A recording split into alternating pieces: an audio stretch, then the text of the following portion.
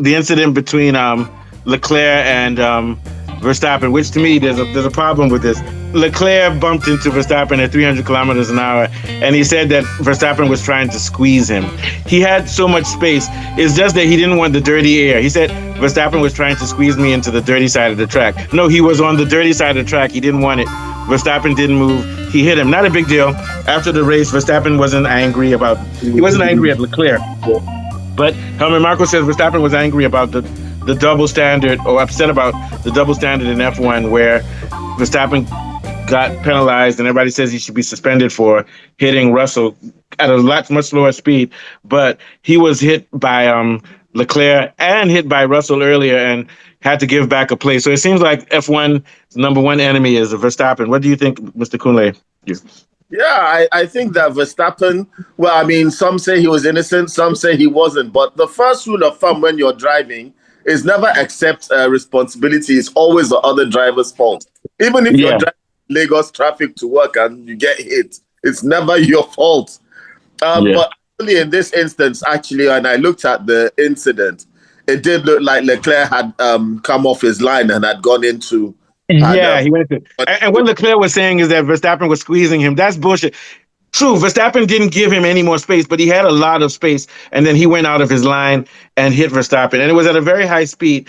And then to make it worse is that Red Bull told him that was later on. They didn't tell him to give back the space, but that was clearly Leclerc's fault. Now, I'm not saying that Leclerc should have been given they would call it a racing incident. Do you think it was a racing incident? Maybe, but I think it was Leclerc's fault. Do you think it was a racing incident, Kunle? Yeah. I think because it looked like a bit of a 50-50, I don't think that either party should have really been penalized for it, especially because there was no damage to either car. Yeah, but if Verstappen had gone off the track, it should have been a penalty for Leclerc, I think. Yes, if Verstappen had gone off the track, yes, certainly. I think they both pulled away just enough to avert a full-scale crash. Yeah. But I think part of the problem is that happens. Then George Russell bumped after that Verstappen, and then Verstappen went off the track, and they told him to give the position back to Russell. So we know that after that Verstappen was wrong in hitting Russell. But you see what happened. Leclerc hit him, and he even said Leclerc just bumped me. And then after that, Russell bumps him. And then they say the FIA should have immediately said that Verstappen doesn't have to give back a place for Russell hitting him. But they waited until... He wasn't given a chance to even calm down before he was told to give up that. So they should have... The FIA steward should have said, no way, this is not...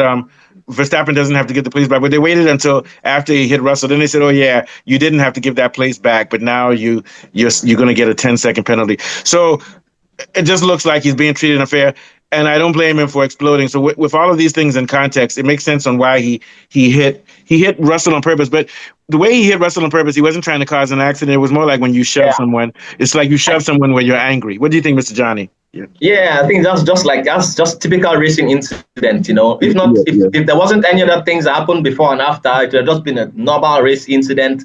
Two cars tried to fight, jostling for position, a little bit of bumping, and then continue. So, you know, I think it was just a normal racing incident, you know. And so Helmut Marko said that, where Verstappen was wrong. Everybody agrees he was wrong for that thing. But I know this is F1, it's supposed to be a sport, but I think the media is being a little bit too hard on Verstappen because he could have exploded much more. If this had been Schumacher or if this had been Senna, he would have caused a three-car crash after that bullshit. Yeah. So, it's similar to like when you get fouled in football, they don't give you the foul, so you now react, and then you now get punished for reacting. Yeah, that's exactly what happened. And then the press, like I said, the British, Verstappen needs to say sorry. I'm like, he doesn't need to say any damn sorry. All he needs to do is just give him his penalty, you know. I'm just getting tired of the British media. Just happy McLaren got one over him. Yeah, but I will say this much. We have to remember, though, at the end of the day, we have to give credit to Verstappen and Red Bull. He drove perfectly. And if he had stayed out on those tires, rather than them stopping him in the hard, he might have come second or first in that race. So it goes to show you that even though things are looking great for McLaren, Red Bull is still lurking a little bit behind them. I don't think Verstappen can catch up and win the championship this year. But what I'm saying is that he's in excellent form. He was driving very well in that race. The three-stop worked. He managed his tires perfectly. And McLaren couldn't shake him. Although I don't think he was never going to come more than second. But he's still having a fantastic season. What do you think, Mr. Johnny? Yeah. Yeah, man. I think that car is still all right. That was just, I would just say, But yeah, it was bad, just a bunch of bad events that happened. bad strategy, and then just unfortunate about the And everything tires. unraveled. So Yeah. Because if that hadn't yeah, happened, we would have been talking about, oh, Verstappen had a brilliant race, got on the podium or came first. But just that one thing shadows it. So I think yeah, the problem is that the British media is only talking about that one thing all week. We need to talk about two things. Verstappen drove very well there and is pushing that car to great heights.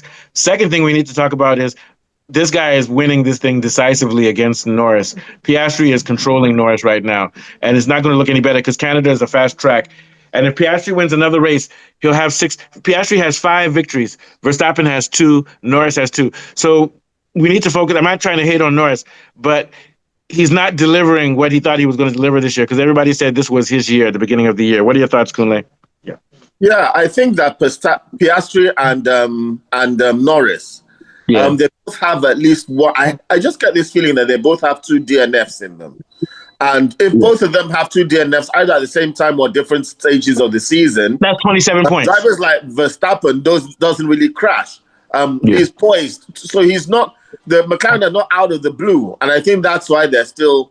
The British press are still afraid, and they're still talking about Verstappen because they know that danger is still very real. Yeah, that's why they want him out. It's like, come on, eliminate him, give him 5 race ban.